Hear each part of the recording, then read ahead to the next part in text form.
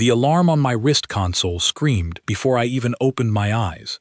I was Ethan Cole, a logistics officer stationed on the fringe colony of Halden's Reach, and that morning I learned that peace was only ever borrowed, never owned. I ran through the corridor barefoot, my boots forgotten by my bunk, because the sound coming through the walls was not the sound of a drill, it was the sound of the sky breaking open. Outside, 3 Concorde cruisers hung above the colony like judges who had already decided the sentence. I remember thinking they looked almost beautiful, silver hulls catching the weak light of our dying sun, and then the first beam came down and turned the market square into ash before I could finish the thought. We were not a military colony. We had no weapons that could reach that high. We had grain silos, water reclaimers, a school with 200 children in it, and a trade dispute over mineral rights that some Concorde official had decided was worth teaching us a lesson about. I grabbed a young girl named Lily, who had frozen in the street, her small hands covering her ears, and I pulled her into a maintenance tunnel as the second beam struck. The ground shook so hard that dust fell from the ceiling in sheets, and somewhere above us, I heard a building fold in on itself, with a sound I still hear sometimes when I try to sleep. The attack lasted 11 minutes. I know because I watched the clock on the tunnel wall the entire time, unable to look away from it, unable to do anything except hold a stranger's daughter and listen to the world end above our heads. When it was over, the silence was worse than the noise had been. I climbed out of the tunnel into a colony that no longer looked like anything I recognized. The school was gone. The market was gone. The people I had eaten breakfast with that morning were gone, and in their place was a flat, gray field of broken stone that stretched from one end of the settlement to the other. I found my supervisor, a woman named Grace Sullivan, sitting on a piece of collapsed wall, staring at nothing. She had lost her brother in the strike. She did not cry. She simply sat there with her hands folded in her lap, as if she was waiting for someone to explain why any of this had happened. I sat beside her and asked the only question that mattered. Why us? Why now? She told me what the Concorde officials had said before they left orbit, broadcast on an open channel so that every human settlement in the sector would hear it.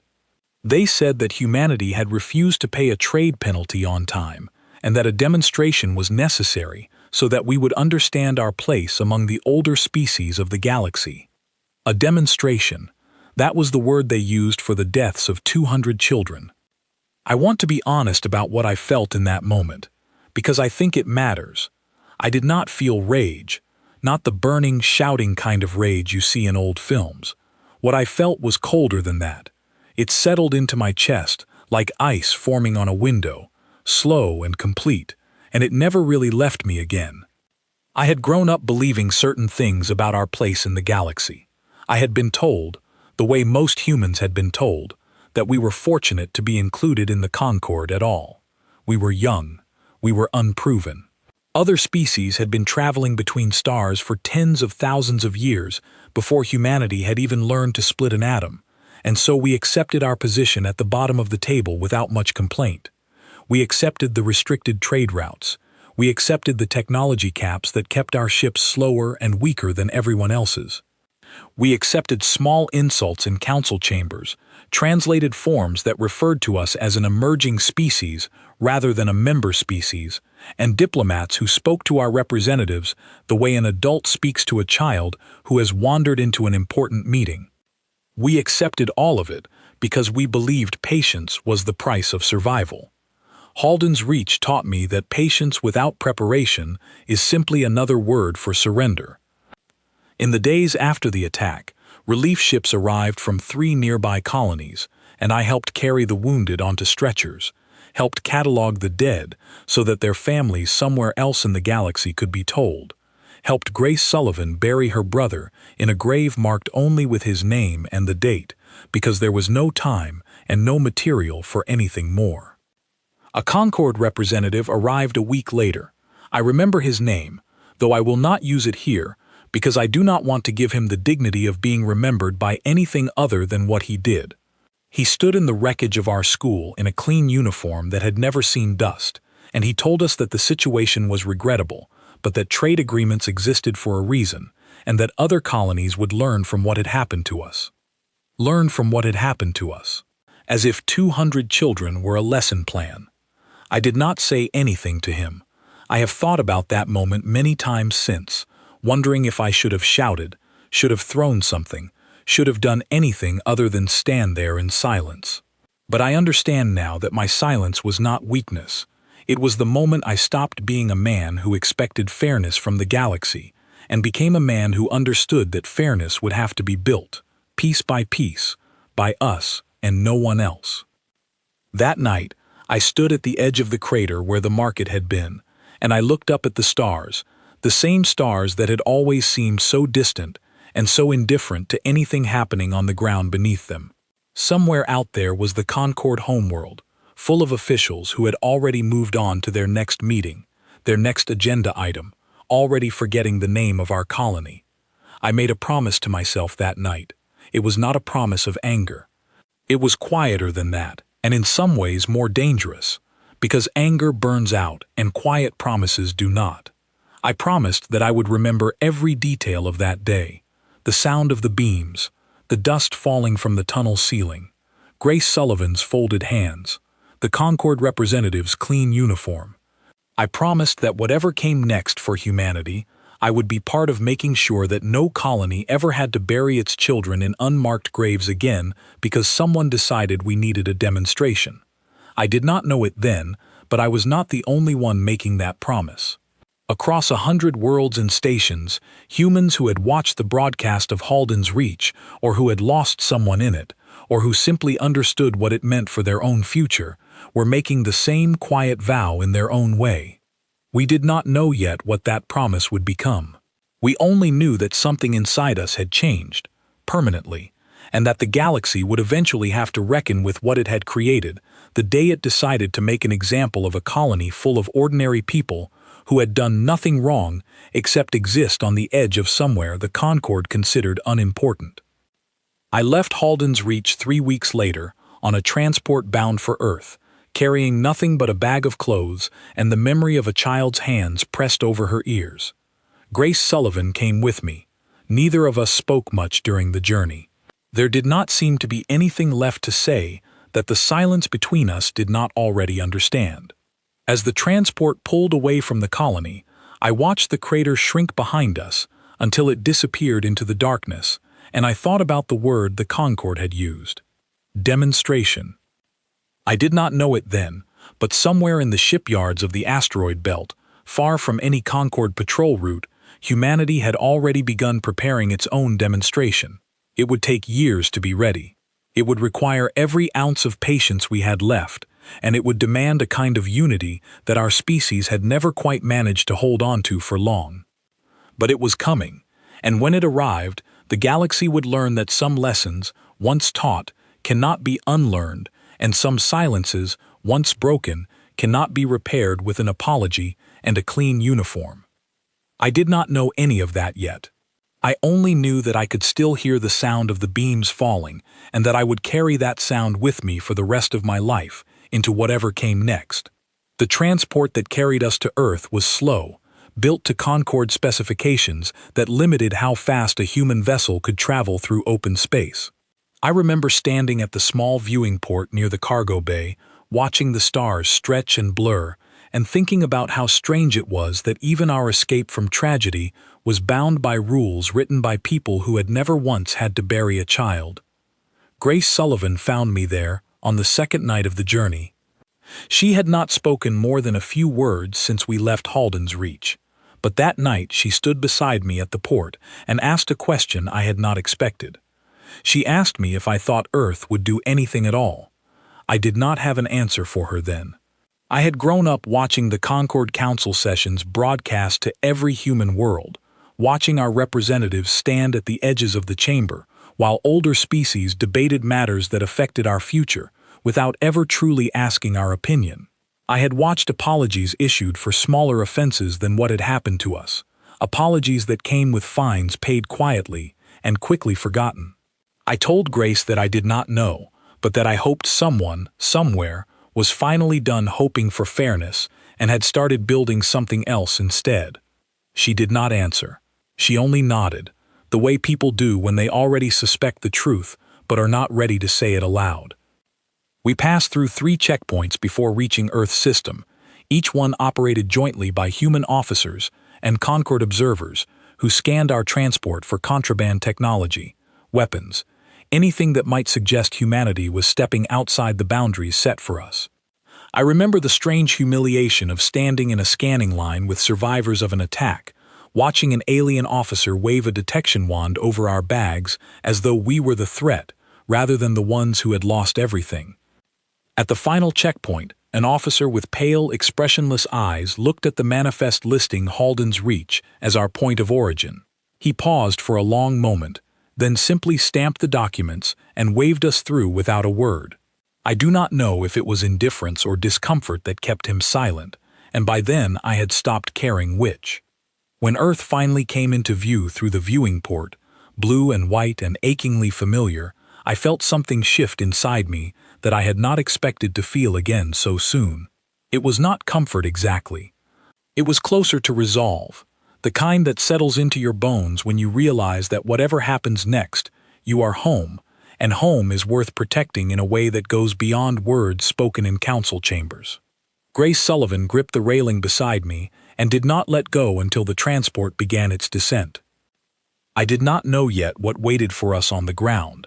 I did not know about the quiet meetings happening in government buildings far from public view, or the shipyards being carved into hollow asteroids where no Concorde sensor could reach. I only knew that something in the way the light touched the clouds below us felt different than it had before Halden's Reach, as though the planet itself understood that everything was about to change. Earth did not look like a planet preparing for anything when I arrived. Cities still glowed with ordinary light. Children still walked to school, markets still sold fruit and bread, and small useless things that people buy simply because life continues, even after tragedy. It took me weeks to understand that this calm was not ignorance. It was discipline. I was assigned to a coastal facility near a city called Bristow, officially listed as an agricultural research center. Grace Sullivan came with me, transferred under a program that claimed to be studying colony resilience. Neither title meant anything close to what the buildings actually contained, and I did not learn the truth until my 3rd week there, when a woman named Claire Dawson pulled me aside after a routine briefing and asked if I was ready to see what Earth had really been doing since we joined the Concorde. I told her I did not understand the question. She only smiled, the tired smile of someone who had been keeping a heavy secret for a long time, and led me through a maintenance door I had walked past a dozen times without noticing. Behind that door was a lift that dropped for nearly 2 minutes before it stopped. When the doors opened, I stood in a cavern so large that its ceiling disappeared into darkness above the work lights. Rows of half-finished starship frames stretched out before me, their hulls built from alloys I did not recognize, their engines larger and more refined than anything the Concorde had ever allowed a human shipyard to produce. Thousands of workers moved between the frames, welding, testing, calibrating, their voices calm and focused, as though building an armada was simply another job to finish before the end of a shift. Claire told me this facility was one of 47, scattered beneath mountains, inside hollowed asteroids, and along ocean floors where Concorde satellites had no reason to look. She told me the project had a name, though almost no one outside a small circle of engineers and officials had ever heard it. They called it Second Sunrise. I asked her how long this had been happening. She told me it began less than a decade after humanity joined the Concorde, when a group of scientists and military planners realized that the technology caps placed on human ships were not designed to protect anyone. They were designed to keep humanity permanently behind, forever dependent, forever grateful for scraps of knowledge handed down by older species who had no intention of ever treating us as equals. I asked her why no one had told the rest of us. She looked at me for a long moment before answering, and when she did, her voice was quieter than before. She said that secrecy was the only thing keeping the project alive. If the Concorde had learned even a fraction of what Earth was building, they would have ended it before it ever had the chance to matter. She said that every person working in these facilities had accepted the weight of that secret because they understood what was at stake, and because they had seen, in one way or another, what happened to colonies like the one I had come from. I spent the following months learning the shape of Project Second Sunrise, piece by piece, the way you learn the shape of a wound by watching it slowly heal.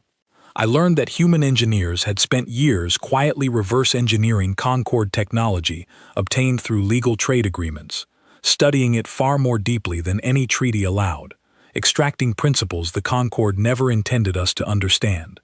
I learned that human scientists had taken those principles and improved on them in ways that surprised even the engineers who had trained them, because humanity, restricted for so long, had learned to solve problems with fewer resources and less certainty than any Concorde shipyard ever had to work with. I learned that entire generations of children on Earth had grown up inside a culture shaped quietly by this preparation, even if most of them never knew the details. School curriculums emphasized resilience and self-sufficiency. Public service messages spoke of patience and unity without ever explaining what they were building toward. Military academies trained recruits in tactics that made little sense for a species with no visible fleet, tactics built around speed, deception, and the kind of decisive aggression that older, more comfortable species had long since abandoned in their long history of peace among themselves. I met a man named Owen Blake during this time, a fleet commander who had spent 15 years training pilots for ships that did not officially exist. He was quiet, in the way that people become quiet when they have carried a great weight for a long time without being able to set it down. He told me that the hardest part of his work was not the training itself, but the waiting. He said that every day, pilots under his command woke up and trained for a battle that might never come, and that some of them had grown old doing exactly that, never once firing a weapon at anything more threatening than a target drone. I asked him if he ever doubted the plan.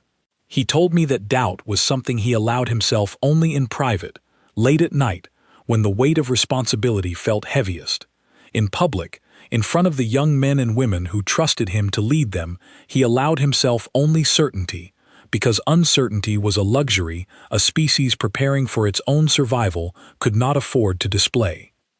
Grace Sullivan adapted to this new world faster than I expected. She took a position in the facility's medical division, training to treat injuries that no civilian doctor had ever needed to understand, injuries caused by decompression, by radiation exposure, by the particular violence of combat in open space. I asked her once if the work reminded her too much of Halden's Reach. She told me that it did, every single day, and that this was exactly why she stayed. The turning point for me came almost a year after I arrived at Bristow, on the day the Earth government finally chose to tell its people the truth. I remember standing with thousands of others in a public square, watching a broadcast projected onto the side of a government building, as a woman I did not recognize stepped up to address the entire planet at once. She did not raise her voice. She did not use dramatic language. She simply told the truth, plainly and without apology, about what Earth had been building since the day we joined the Concorde, and why. She spoke about Halden's Reach. She spoke about a dozen other colonies that most people had never heard of, smaller demonstrations that the Concorde had carried out quietly over the years, punishments delivered without warning to communities too small and too distant to draw much attention.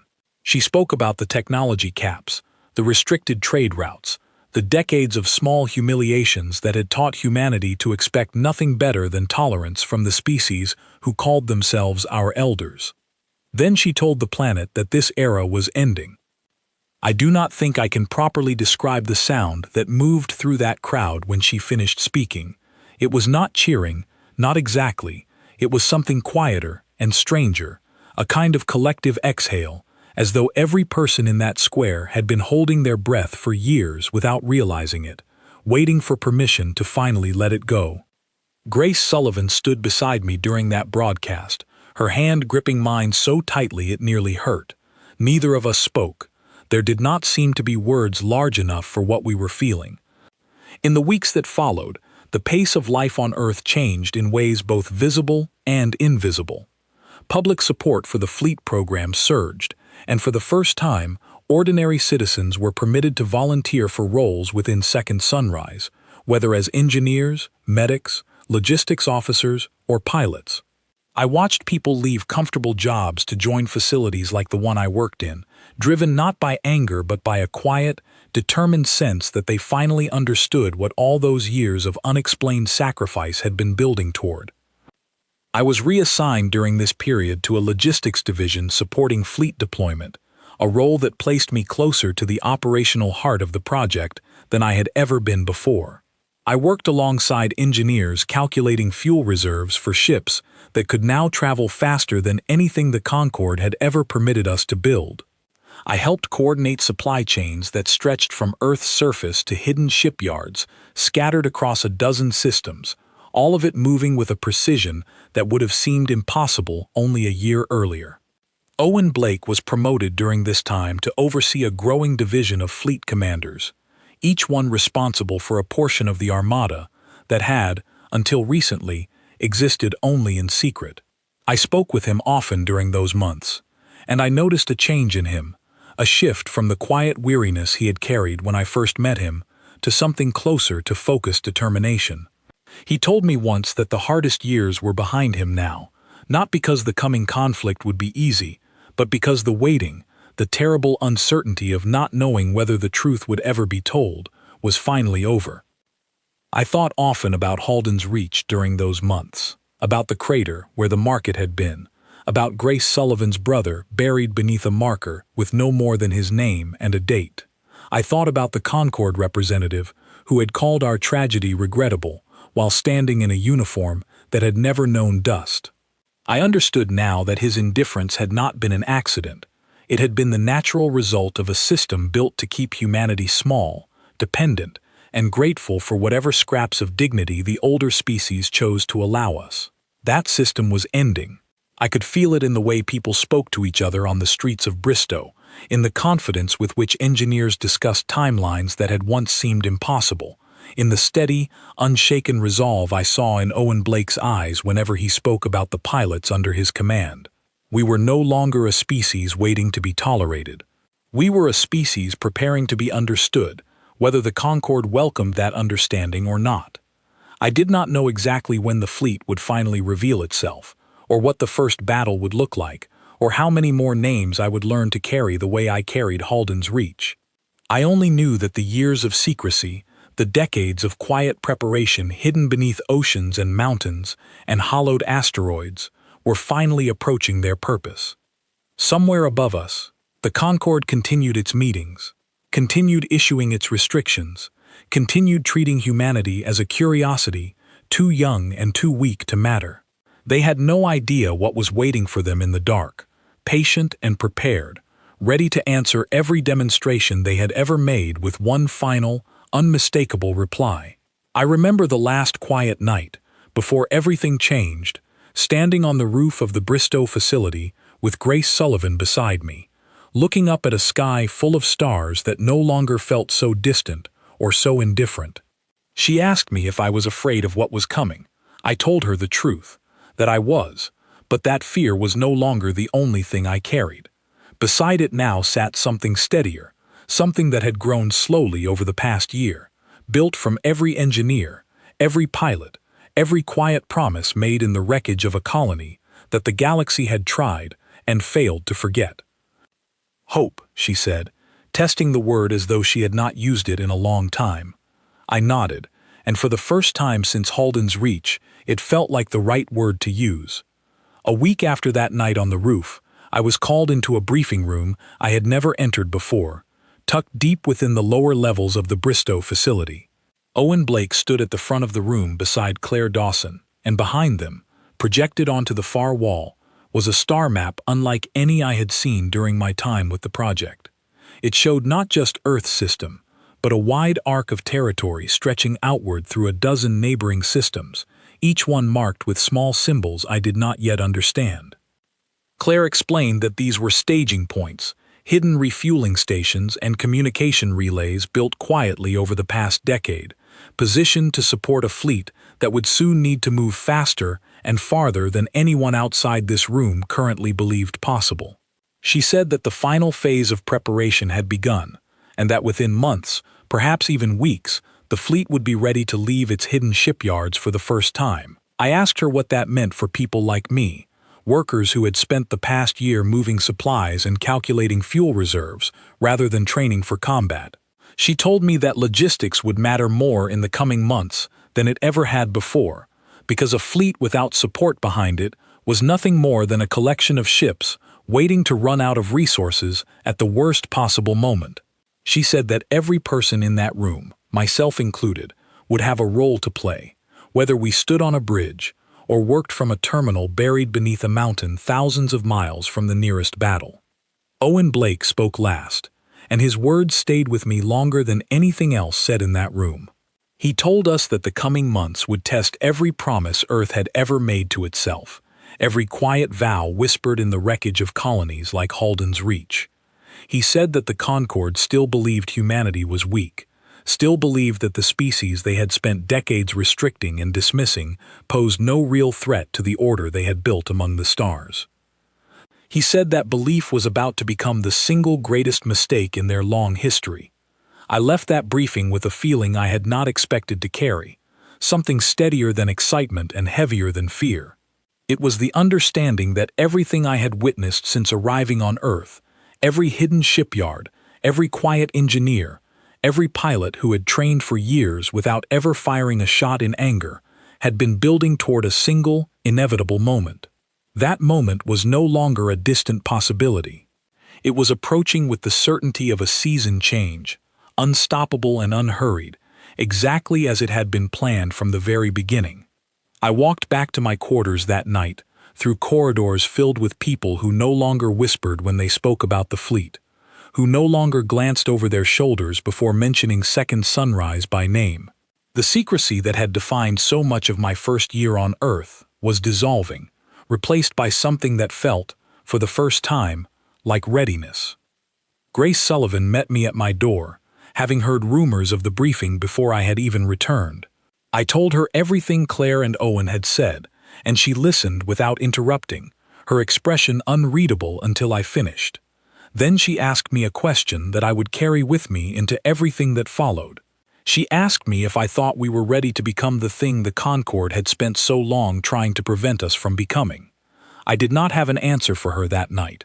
I only knew that soon, whether we were ready or not, the galaxy would find out. The order came at 3 in the morning, delivered not through the usual channels but through a direct alert that woke every worker in the Bristow facility at once. I remember sitting up in my bunk, heart pounding, before I even understood why, and finding Grace Sullivan already dressed and waiting by the door. The fleet was moving. I was assigned to a support vessel called the Meridian, positioned 3 systems behind the main strike force, responsible for coordinating fuel transfers and medical resupply as the operation unfolded. It was not the position I had expected to hold when I first imagined this moment, but Owen Blake had told me months earlier that every role mattered, and I had learned to trust that he meant it. We launched from a hidden dock beneath the Atlantic coast just before dawn, rising through layers of cloud that had hidden our preparations for over a decade. I watched Earth shrink behind the viewport as we climbed, and for the first time I allowed myself to believe that everything I had witnessed over the past year, every welded hull, every trained pilot, every quiet promise, was finally becoming real. The main strike force had already begun its approach toward the target system by the time we cleared Earth's orbit. I listened to the operational channel from the Meridian's logistics deck, my hands steady on the console even as my chest tightened with something between fear and disbelief. The target was a Concord military staging point near the border of human space, a heavily defended station that had, for years, served as a base from which patrols monitored and restricted human trade routes. It was also, according to intelligence gathered quietly over the previous months, the same command structure responsible for authorizing the strike on Halden's Reach.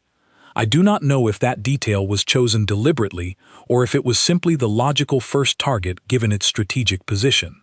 I only know that when I learned it, something inside me went very still and very quiet, the same stillness I had felt standing over the crater where the market once stood. The Concorde had no warning. That was, I understood later, the entire point of Second Sunrise. For decades, humanity had operated within a system built on transparency, disclosed trade routes, registered fleet movements, predictable patterns that older species had come to expect from a species they considered too young and too weak to be anything but honest out of necessity. The fleet that emerged from hiding that morning followed none of those expectations. Owen Blake's forces struck the staging station in a pattern unlike anything Concorde tacticians had trained to defend against. Rather than approaching in a single coordinated formation, the way Concorde doctrine assumed any organized attack would, the human fleet split into dozens of smaller strike groups, each one moving independently, striking from unexpected angles, retreating and re-engaging before the station's defenses could properly calibrate against them. I listened to fragments of communication traffic as they came through the logistics channel, voices tight with adrenaline but steady, calling out coordinates, confirming hits, requesting resupply routes that our division scrambled to fulfill in real time. It did not sound like the battles I had read about in Concorde history archives, slow, formal engagements between fleets that respected established rules of separation and warning. It sounded like something faster, hungrier, built by a species that had spent its entire history learning to win with fewer resources against greater odds. A pilot named Ryan Marsh, one of the younger officers under Owen Blake's command, sent a message across the general channel partway through the engagement that I have never forgotten. He said that the Concorde ships were fighting like they had never expected to actually need their weapons, moving with the stiff formality of a species that had gone centuries without facing genuine resistance. He said it was like fighting people who had trained for a ceremony, not a fight. The station's shields fell within the first hour. I remember the exact moment the report came through, because the logistics deck around me erupted into a strange, subdued cheer. More relief than celebration, the sound of people who had spent years preparing for a moment they were not entirely certain would ever arrive. But the fighting did not end there, and this is the part of that day I find hardest to describe honestly. Once the station's primary defenses were disabled, Owen Blake's forces moved to secure the command structure itself, and it was during this phase that I first understood what the coming months would truly cost, not in ships or resources, but in the parts of ourselves we would have to set aside in order to finish what Halden's Reach had begun. I listened as reports came through describing Concorde officers attempting to flee the station in escape pods, only to find their retreat routes anticipated and blocked by smaller human vessels positioned exactly where Owen Blake's tacticians had predicted they would try to run. I listened as communication traffic from the station shifted from confident military orders to something closer to confusion, then something closer to fear, as officers who had spent their careers assuming Concorde authority was absolute and unquestionable began to understand that the assumptions they had built their entire worldview upon were no longer true. I want to be honest about what I felt listening to those channels from my position on the Meridian, coordinating supply lines, rather than standing on the front lines myself. I felt a grim satisfaction that I am not entirely proud of, a sense that the fear those officers were feeling for the first time in their lives was, in some small measure, a fraction of what the people of Halden's Reach had felt as the beams fell from a sky they had trusted to remain peaceful. I also felt something quieter beneath that satisfaction, a discomfort I could not fully name at the time. I understood, even then, that the line between justice and cruelty was thinner than I had believed before that day, and that humanity would need to walk that line carefully in the months ahead if we intended to become something better than the system we were fighting against. The station fell completely within 6 hours. Owen Blake's forces secured the command structure, captured its senior officers, and extracted intelligence records that would prove critical for planning the operations that followed. Human casualties were lighter than intelligence analysts had predicted, though not absent, and I spent the following 2 days coordinating medical transport for wounded pilots and crew being brought back through the Meridian's resupply route toward field hospitals established in the systems behind our advance. Grace Sullivan worked those 2 days without rest, treating injuries she had trained for during her time at Bristow, but had never expected to see up close so soon.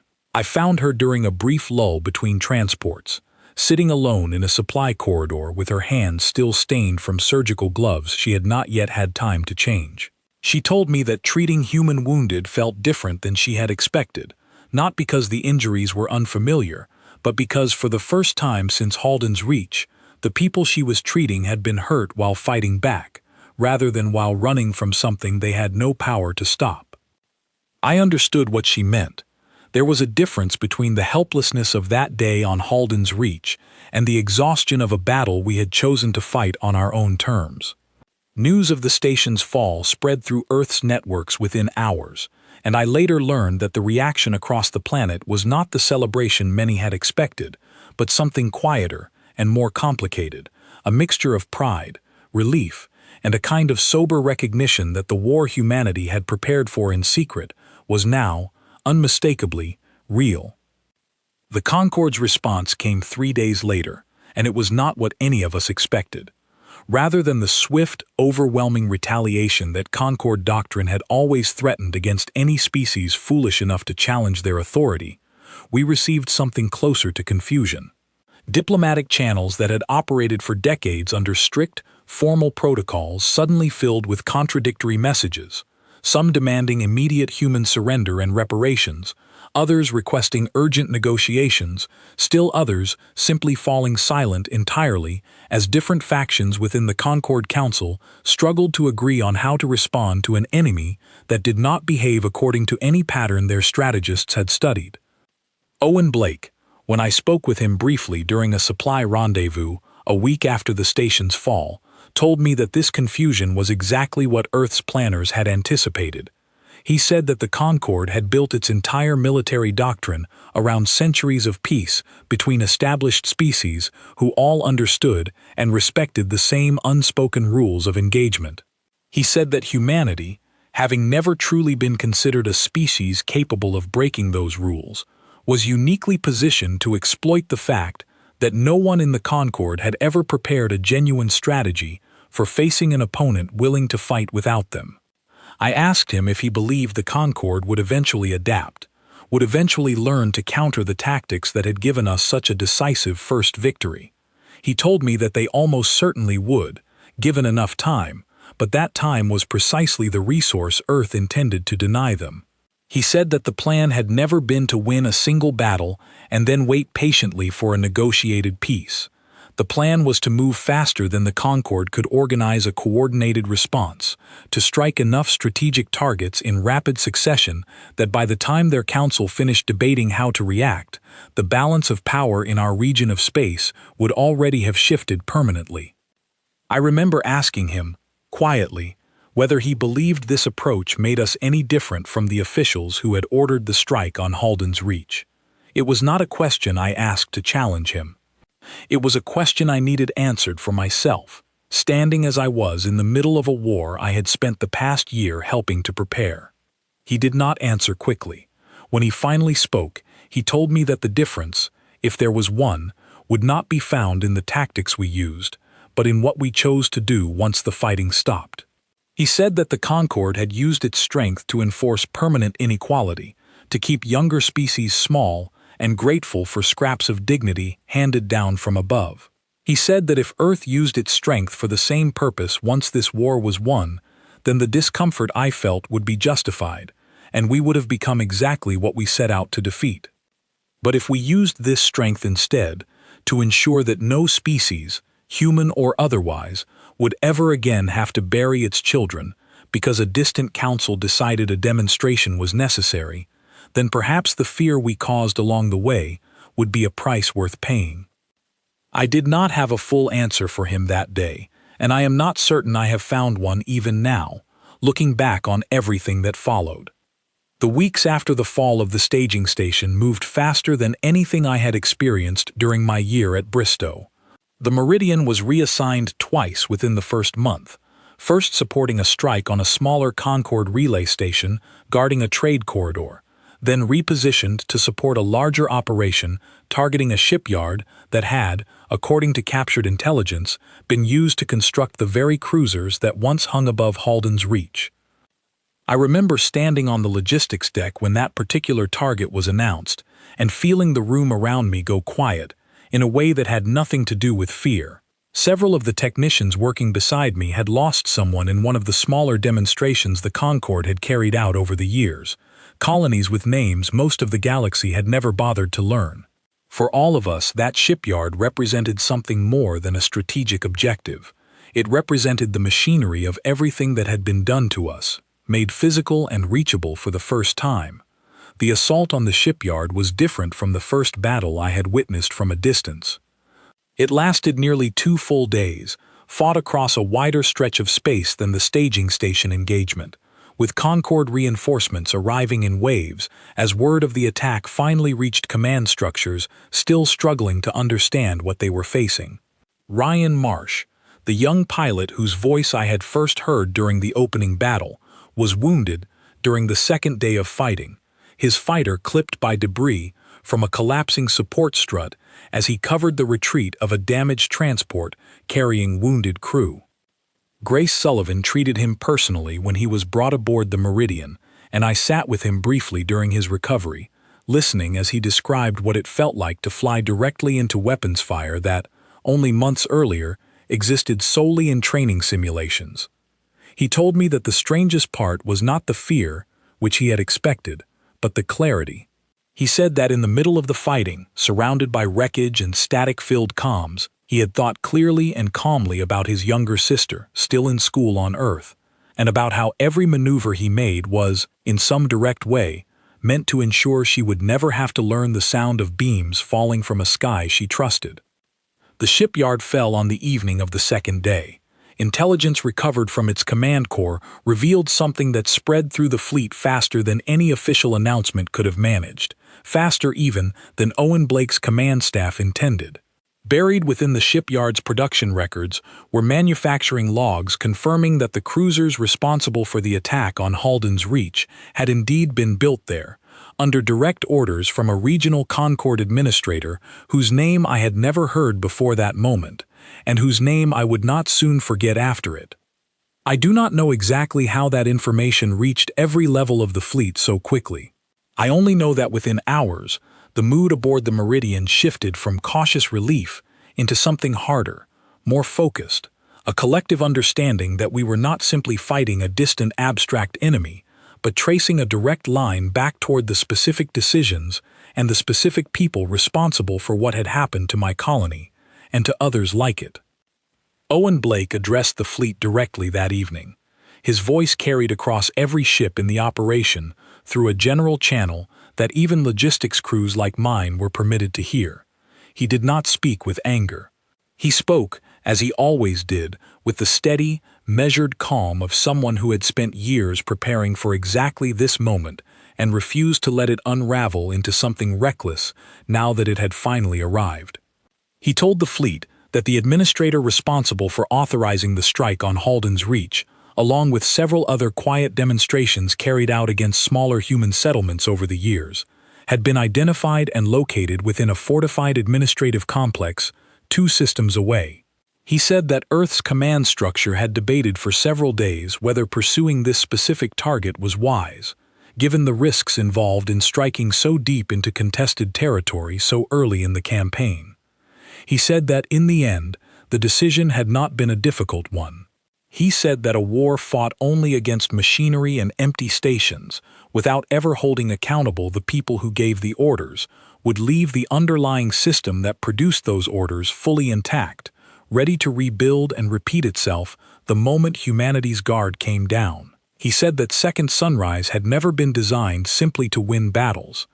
It had been designed to ensure that no administrator, no council member, no distant official sitting comfortably behind a desk would ever again be able to authorize the destruction of a colony without understanding, personally and completely, the consequences of that choice. I felt the weight of that statement settle over the Meridian's logistics deck in a way I had not expected.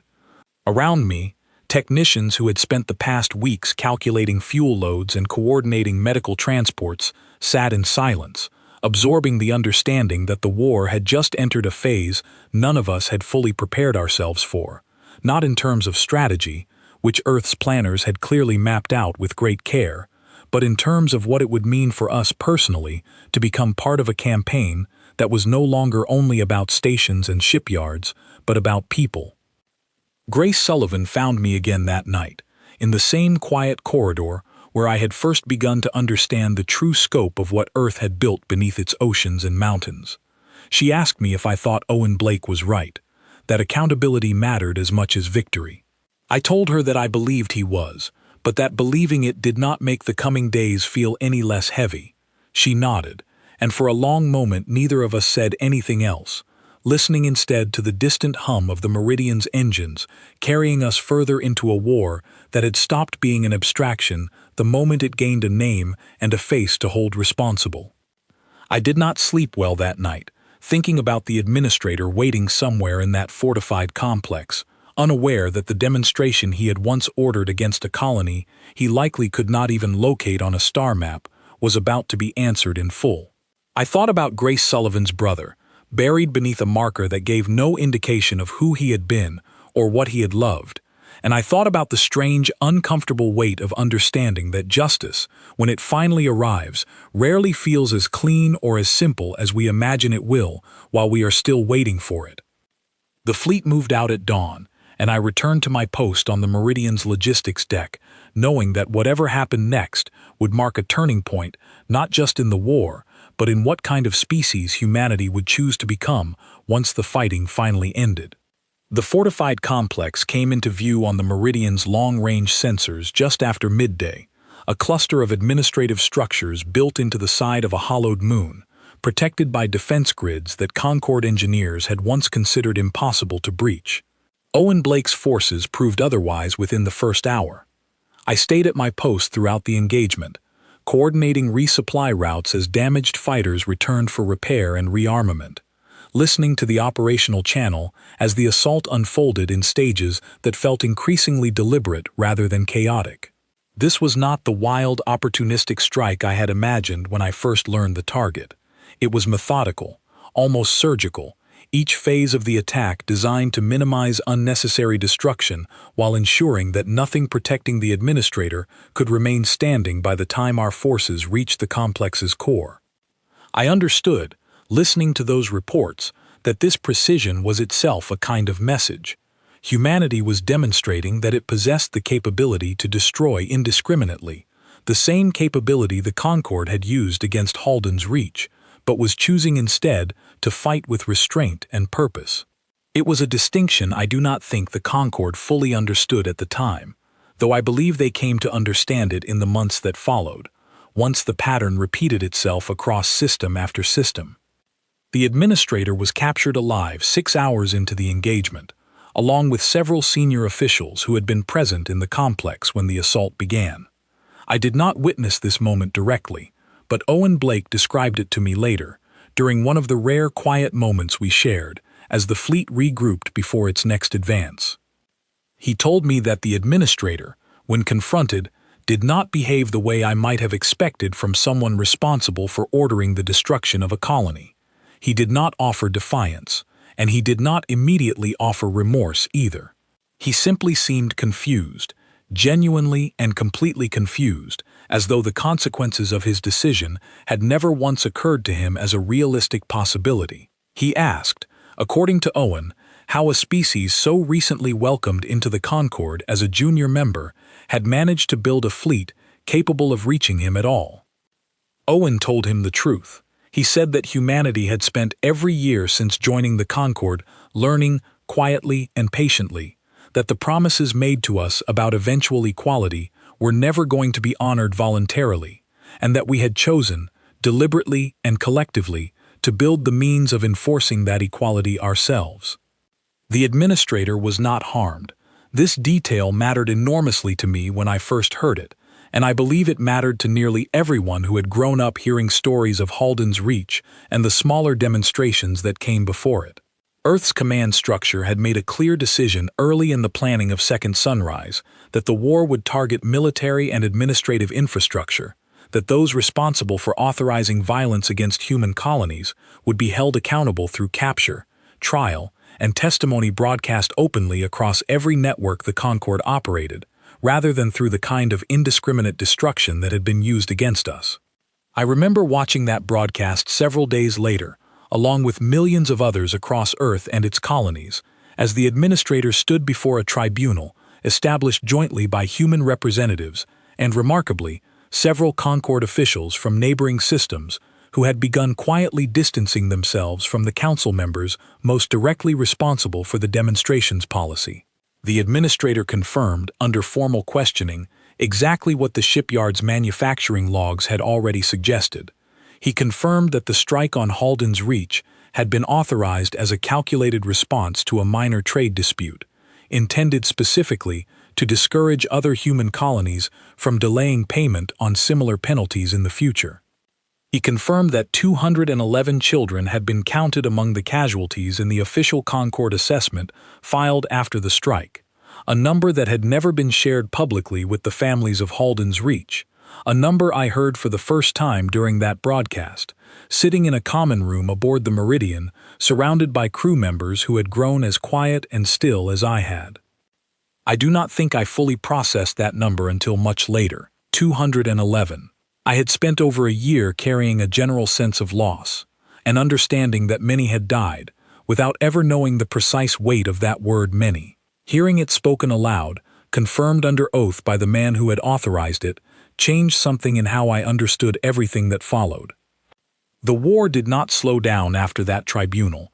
If anything, it accelerated as word of the administrator's testimony spread across every human network and, through channels the Concord could not fully control, across networks belonging to other member species as well. I began to hear reports, secondhand at first and then increasingly confirmed through official channels, of other species within the Concord reacting to the revelations with something between shock and quiet vindication. I learned that humanity was not, in fact, the only species that had suffered demonstrations at the hands of Concord administrators over the years. Smaller, less established member species had experienced similar treatment, though on a scale too limited to draw significant attention from the wider galactic community. The difference, I came to understand, was that no other species had ever possessed both the capability and the will to respond the way humanity now had, and our willingness to do so began, slowly and then rapidly, to shift the broader political landscape of the Concord itself. Systems that had once treated human trade delegations with polite condescension began sending formal requests for negotiation instead.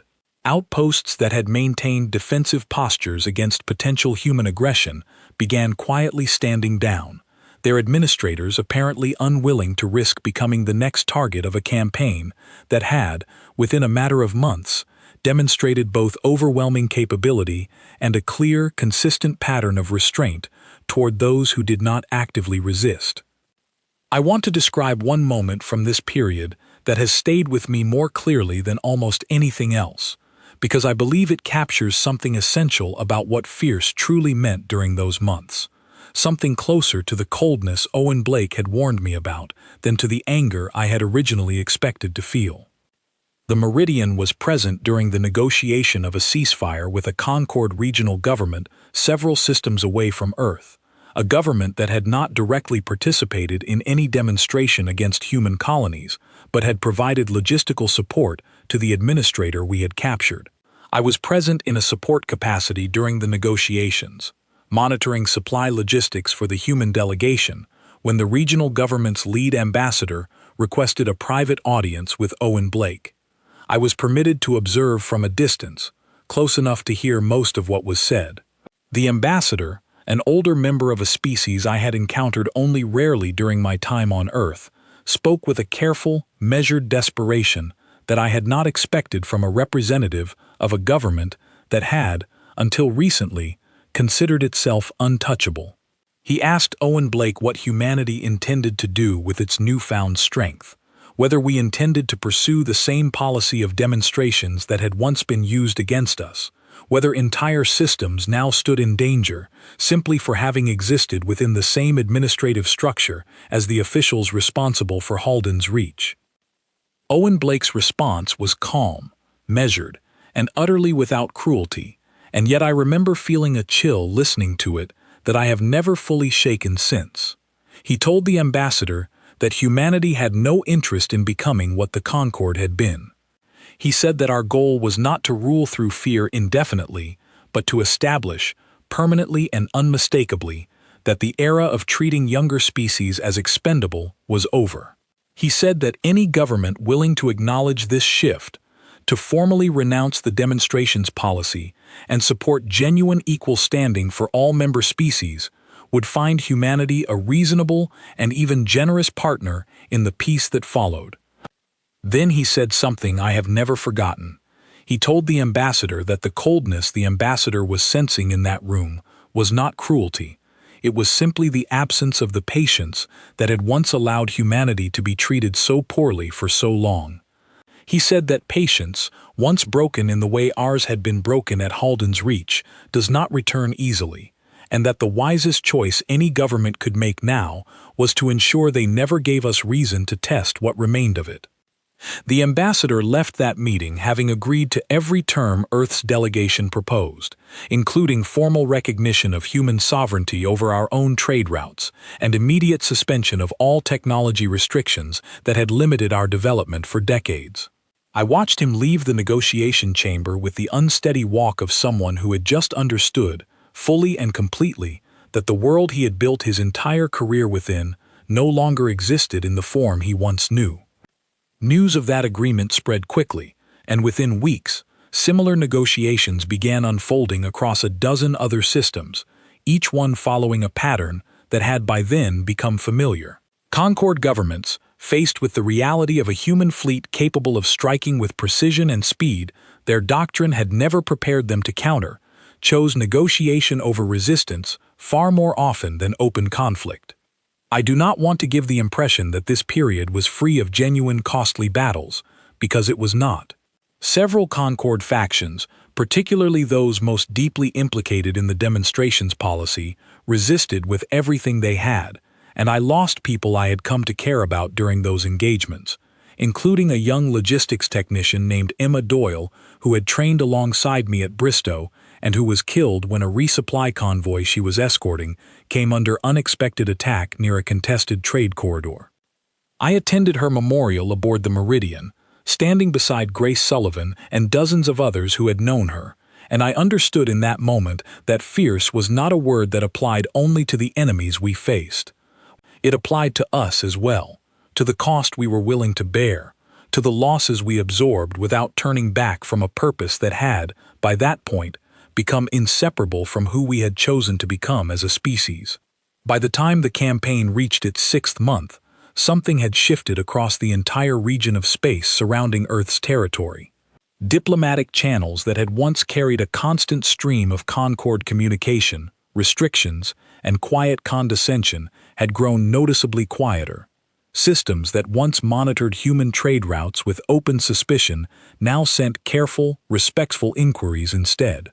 The fear we had caused, deliberate and controlled as it was meant to be, had accomplished something that decades of patient diplomacy never managed to achieve. The Concord was no longer treating humanity as a curiosity to be tolerated. They were treating us, cautiously and with visible unease, as something the entire galaxy needed to reckon with. I remember a conversation I had with Claire Dawson during this period, when she visited the Meridian to assess how the fleet's rapid expansion was affecting supply chain projections.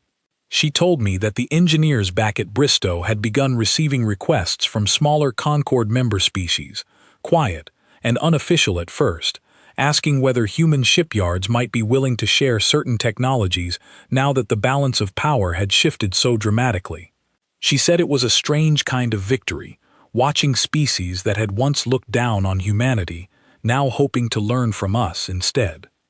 I asked her whether she thought Earth would agree to those requests.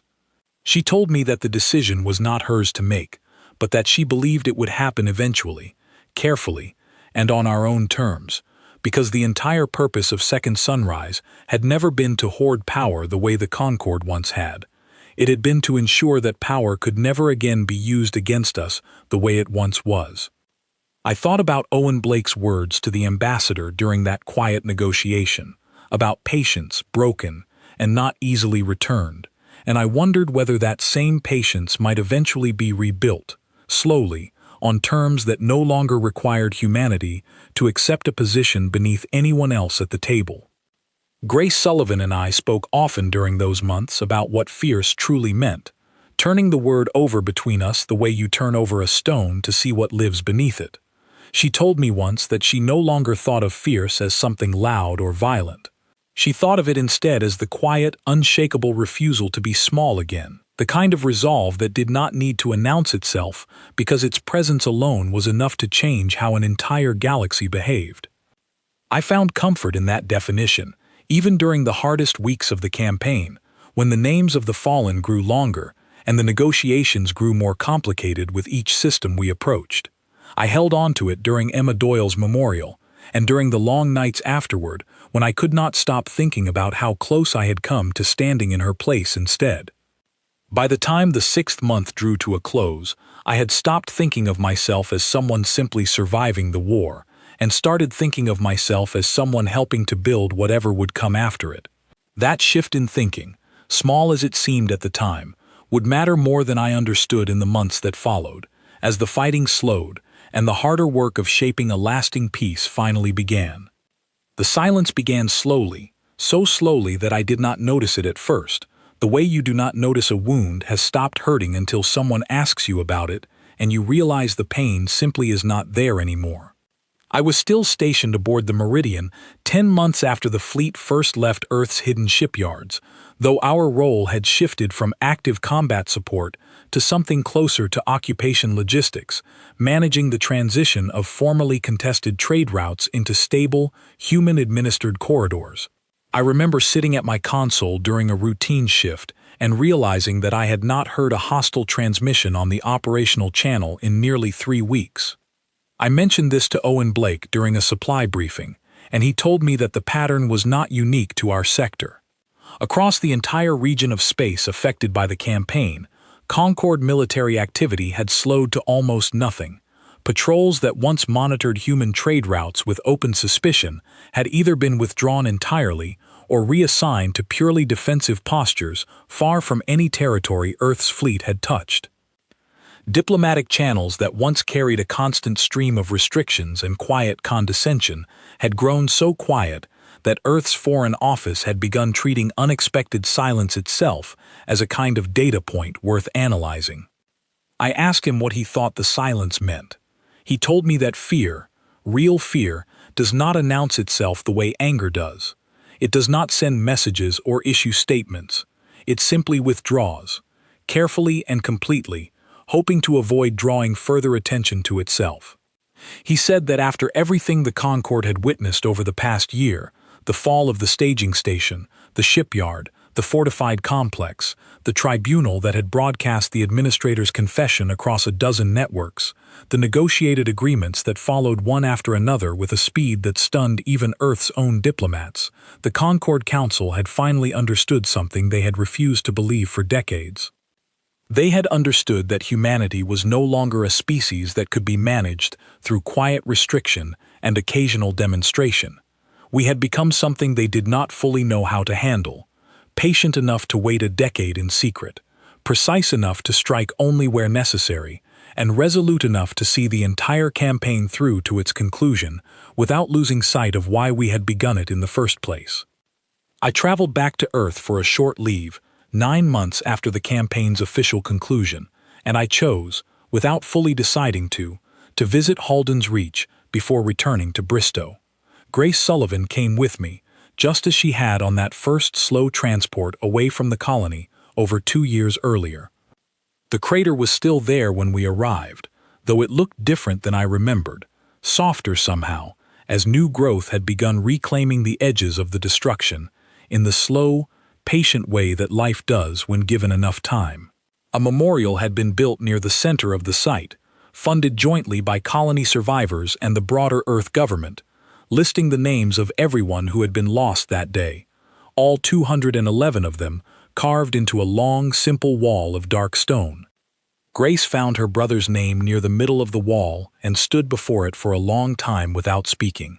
I stood beside her, reading name after name, recognizing some of them from the market I had walked through that morning, from the school whose children had made up so much of the count that still felt too large to fully comprehend. A groundskeeper who maintained the memorial site approached us while we stood there, an older man named Daniel Cross, who had lost his wife in the strike and had chosen, in the years since, to dedicate himself entirely to tending the grounds where the colony once stood. He told us that visitors came more often now than they had in the early years after the memorial's construction, not only survivors and their families, but travelers from other systems entirely, curious about the place where humanity's long silence had finally broken. He said that representatives from several Concord member species had visited over the past year, some quietly, without official delegation, simply individuals who wanted to see the place for themselves rather than only read about it in official reports. He told us about a young Concord diplomat who had stood before the wall for nearly an hour, reading every name in silence, before leaving without a word to anyone nearby. Daniel said he did not know what that diplomat had been thinking, but that he liked to imagine it was something closer to understanding than to mere obligation. I asked him whether he ever felt anger tending a place built from so much loss. He told me that anger had consumed him during the first year, burning through him in a way that left little room for anything else, but that somewhere along the way, tending the small gardens he had planted around the memorial's edges, he had found something steadier to hold on to instead. He said that grief, given a place to grow, rather than a place to fester, eventually softens into something closer to purpose, and that purpose was the only thing that had carried him through the hardest days of the war, watching from Earth as reports of distant battles arrived, never knowing for certain whether any of it would truly change anything. I told him it had. I told him about the negotiations, about the ambassadors who now approached human representatives with caution and respect rather than condescension, about the dissolution of the old restriction agreements that had kept humanity small for so long. He listened quietly, nodding now and then, and when I finished, he simply said that he was glad his wife's name would mean something more, in the end, than a line in a casualty report that no one outside the colony would ever have thought to read.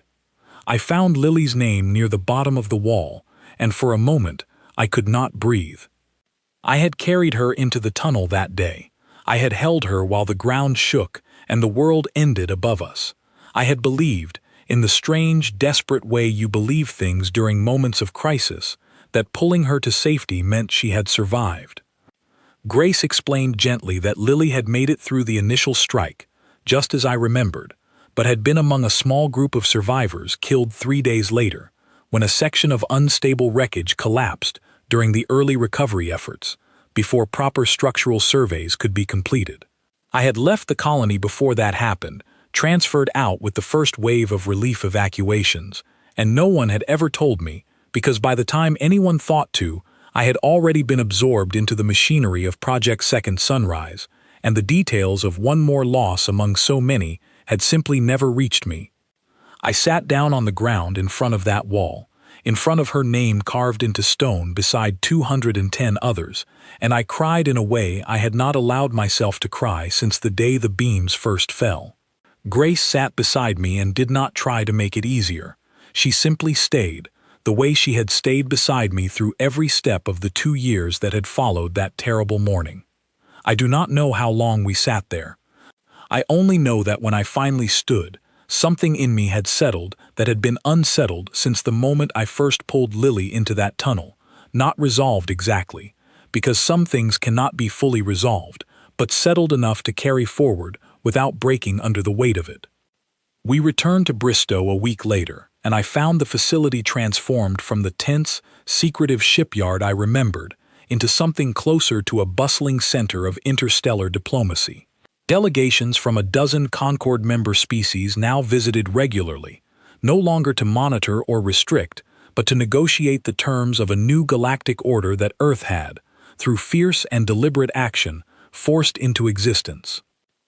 I attended one such negotiation session as part of my logistics duties, watching from the back of a large conference hall as human representatives sat across from delegates representing species who, only 2 years earlier, would never have imagined sharing a table with humanity as an equal partner rather than a junior member awaiting eventual, conditional acceptance. The topic of that particular session was the formal dissolution of the technology restriction agreements that had limited human development for decades, replaced by a new framework of mutual, unrestricted trade that applied equally to every species involved. I watched an ambassador, not the same one who had negotiated with Owen Blake months earlier, but similar in bearing and caution, ask a quiet question of the lead human negotiator, a woman I did not recognize, but whose calm authority reminded me of the broadcast I had watched in that public square the night Earth first revealed the truth of second sunrise. The ambassador asked whether humanity intended to use this new position of strength to eventually claim the same dominance the Concord had once held, whether the roles of oppressor and oppressed were simply reversing rather than dissolving entirely. The negotiator's answer stayed with me long after I left that hall. She said that dominance built on fear eventually collapses under its own weight, exactly as the old order had begun to collapse the moment humanity refused to accept it any longer. She said that Earth's goal was not to sit atop a new hierarchy, but to help dismantle the idea of hierarchy itself, replacing it with something closer to genuine partnership between species who had all, at various points in their history, understood what it meant to be underestimated by someone larger and older than themselves.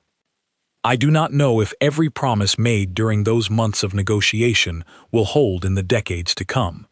I have lived long enough now to understand that no peace, however carefully built, remains untested forever.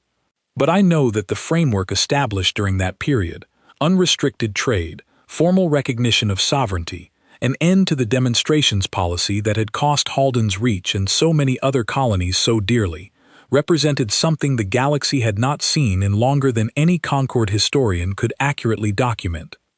I left Bristow eventually, several years after the campaign's conclusion, choosing to return to something closer to the ordinary life I had once imagined for myself before that morning the sky broke open above Halden's Reach. I settled in a small coastal town not far from where the Meridian had first launched, and I began working with a small organization dedicated to preserving the memory of every colony that had suffered under the Concord's old demonstrations policy, ensuring that names like Lily's would never again be reduced to a number in an official casualty report, filed away and forgotten by officials who had never once had to look the people they harmed in the eye.